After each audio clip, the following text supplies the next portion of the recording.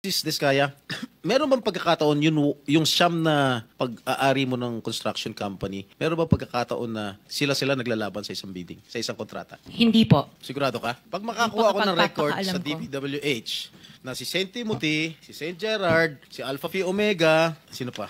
Si Alpha and Omega and St. Gerard, hindi po sila nagsasali sa isang bidding. Pero Okay yung nga. ibang licenses, magkakasama sila minsan. And then, so minsan naglalaban-laban yung siyam. Yes po. Oh, so that is not a legitimate bidding. Dahil yung siyam na yon na naglalaban-laban sa isang award sa isang kontrata, iisa lang ang may-ari. So kahit sino doon, kahit sinong manalo doon sa bidding na yon, ikaw ang panalo. Dahil sa'yo lahat yun eh. Correct? Tama? Hindi po, kasi ibebe yung may-ari ng mga companies. Oh, sus. Kasi sabi I'm mo just lang concerned with Alpha and Miss Omega. Diskaya, Opo. kanina, sinabi mo Alpha Phi Omega lang ang sa'yo. Opo.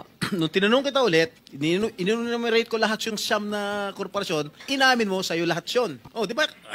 The records will bear me out. Apa. Oh, ngayon, ang tinatanong ko sa'yo, yung bang siyam na korporasyon na yun, Panglimang tanong na. naglalaban-laban ba sa bidding yan? Oh. Hindi, sagutin mo. Opo, sumagot ako. Oh, Opo. naglalaban-laban. Opo, So pag sinagot ko. naglalaban-laban yung siyam na korporasyon sa isang kontrata, at kung sino manalo ron, kahit isa sa siyam na manalo, sa'yo pa rin yun, ikaw pa rin ang panalo. Correct? Opo.